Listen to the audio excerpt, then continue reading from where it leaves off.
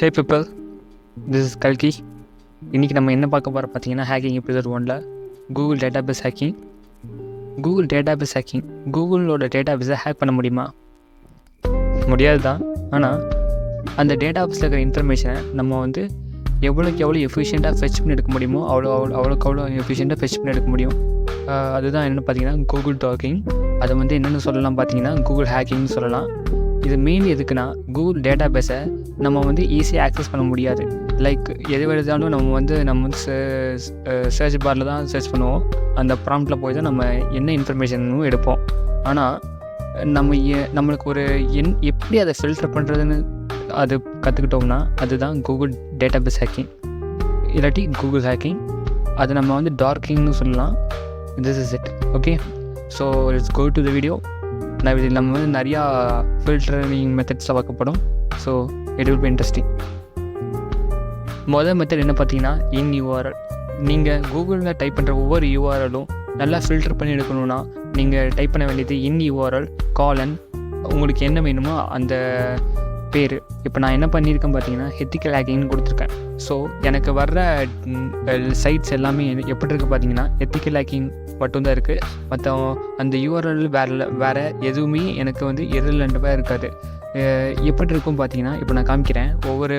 ஒவ்வொரு சைட்டையும் நான் வந்து ஒரு டேப் ஓப்பன் பண்ணி அந்த டேபுக்கு யூஆர்எலை நான் வந்து என்ன பண்ண போகிறேன் பார்த்தீங்கன்னா, பார்க்கும்போது அதில் ஒவ்வொரு யூஆர்எலும் எனக்கு எப்படி இருக்குன்னு பார்த்தீங்கன்னா, அதுக்குள்ளே எத்திக்கல் ஹேக்கிங் என்கிற ஒரு கீவேர்டு வந்து கண்டிப்பாக இருக்குது.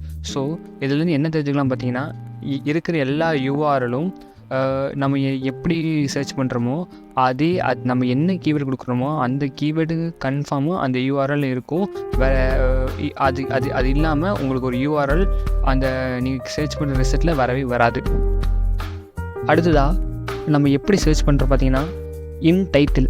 அதாவது நீங்கள் வந்து இன் டைட்டில் காலன் உங்களுக்கு என்ன வேணுமோ அந்த என்ன சர்ச் பண்ண போகிறீங்களோ அதுதான் கீவேர்டு நான் மென்ஷன் பண்ணுறேன். அந்த கீவேர்டு கொடுத்தீங்கன்னா உங்களுக்கு வர்ற ரிசல்ட்டில் இருக்கிற டைட்டில் எல்லாம் பார்த்தீங்கன்னா அந்த கீவேர்டு மட்டும்தான் இருக்கும்.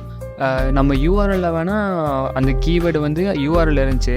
ஆனால் இப்போ நீங்கள் இன்டைட்டில் கொடுக்கும்போது யூஆர்எல்ல அந்த பேர் இருக்காது. ஆனால் நீங்கள் சர்ச் பண்ணுற ஒவ்வொரு ரிசல்ட்லேயும் டைட்டிலில், அதாவது டைட்டில் ஹெட்டிங்கில் வந்து கண்டிப்பாக அந்த கீவேர்டு வந்து மென்ஷன் ஆகிருக்கும். அடுத்ததாக நம்ம பார்க்க போகிறது என்ன பார்த்தீங்கன்னா, இண்டெக்ஸ் ஆஃப் காலன் கீவேர்டு. இப்படி கொடுக்கும்போது நம்ம சர்ச் ரிசல்ட்டில் வர்ற லிங்க்ஸ் எல்லாமே டச் பண்ணி பார்த்தீங்கன்னா உங்களுக்கு அதோட ரிசல்ட்ஸில் எப்படி இருக்குன்னு பார்த்தீங்கன்னா ஃபோல்டர்லாம் இருக்கும்.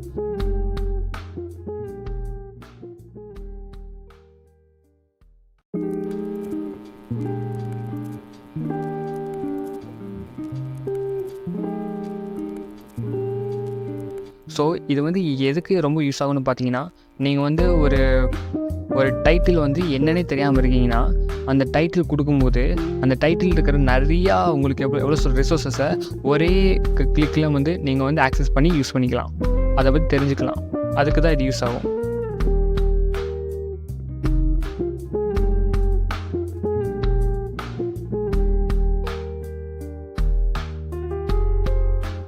அடுத்து நம்ம பார்க்க போகிறது ரொம்ப யூஸ்ஃபுல்லான ஒரு filter, file type PDF keyword. இப்படின்னு கொடுக்கும்போது நம்மளுக்கு வர ஒவ்வொரு சர்ச் ரிசல்ட்டும் எப்படி இருக்குன்னு பார்த்தீங்கன்னா பிடிஎஃப்பில் மட்டும் தான் இருக்கும்.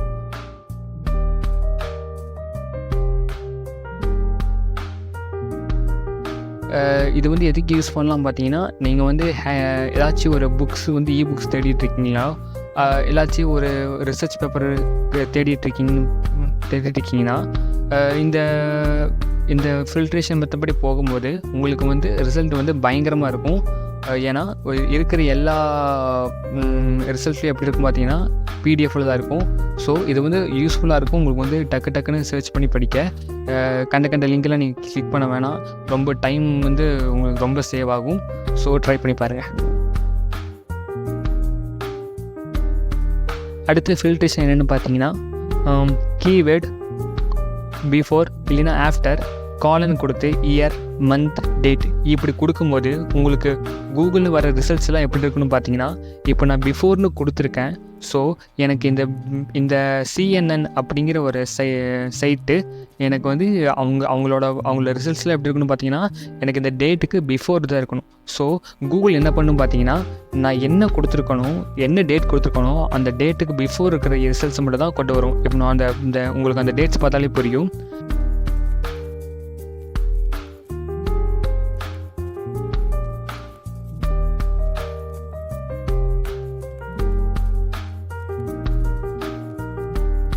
அதே மாதிரி இப்போ நான் ஆஃப்டர்னு கொடுக்குறேன் பிஃபோருக்கு பதிலாக. ஆஃப்டர்னு கொடுக்கும்போது உங்களுக்கு அங்கே பார்த்தீங்களா டேட்ஸ் எல்லாமே வந்து அந்த டேட்ஸுக்கு அப்புறம் தான் வந்திருக்கு. ஸோ CNN என்னென்ன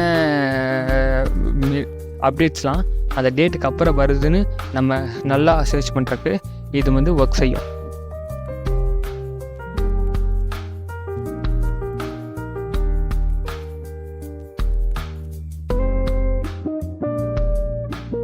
அடுத்து இம்பார்ட்டண்ட்டான ஒரு ஃபில்டர் மெத்தடை பார்த்தீங்கன்னா சைட் காலன் கீவேர்ட் டாட் ஃபார்மேட். இது எதுக்கு யூஸ் ஆகுதுன்னு பார்த்தீங்கன்னா, நீங்கள் வந்து அந்த ப்ராம்ப்டில் ஒரு சைட் இருக்கா இல்லையாங்கிறத நீங்கள் பார்க்கணுன்னு பார்த்தீங்கன்னா இதை யூஸ் பண்ணலாம். இப்போ நான் கல்கின்னு கொடுத்துருக்கேன். ஸோ அந்த சைட் வந்து கோடாடியில் இருக்குது, வேறு எந்த ரிசல்ட்டும் எனக்கு வரலை .comனு கொடுக்கும்போது. அடுத்து வந்து நான் வந்து hackers.com hackers தமிழ்னு கொடுத்து .comனு போடுறேன். அப்போ வந்து எனக்கு வரலை. ஸோ அப்படிங்கிற ஒரு சைட் இல்லைன்னு எனக்கு ஷோ ஆகுது. இப்போ நான் ethicalhacks.com கொடுக்குறேன், அதுவும் எனக்கு வந்து ஷோ ஆகலை. ஏன்னா அது வந்து அந்த சைட்டு இன்னும் ஒன்று இல்லைன்னு வருது.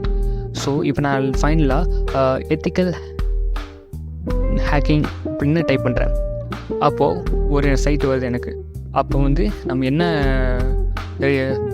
பண்ணிக்கலாம் பார்த்தீங்கன்னா, இப்படிங்கிற சைட்டு வந்து எனக்கு இருக்குது. ஸோ அது மட்டும்தான் எனக்கு வருது. இதை வச்சு நம்ம ஒரு சைட் இருக்கா இல்லையாங்கிறத வந்து செக் பண்ணி பார்த்துக்கலாம். ரொம்ப யூஸ்ஃபுல்.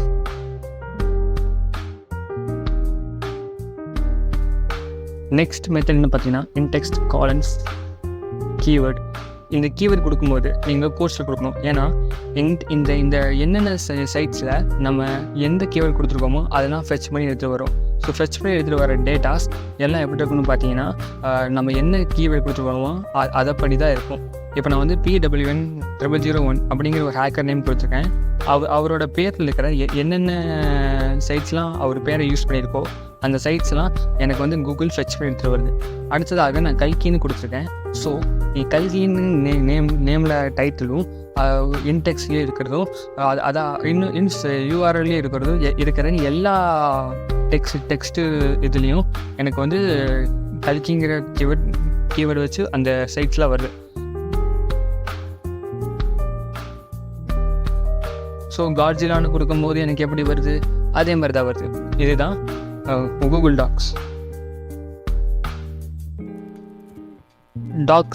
இதுதான் டாக்ஸ், இல்லாட்டி கூகுள் ஹேக்கிங், இல்லாட்டி இன்னும் என்ன சொல்லலாம் பார்த்தீங்கன்னா கூகுள் டேட்டாபேஸ் ஹேக்கிங்.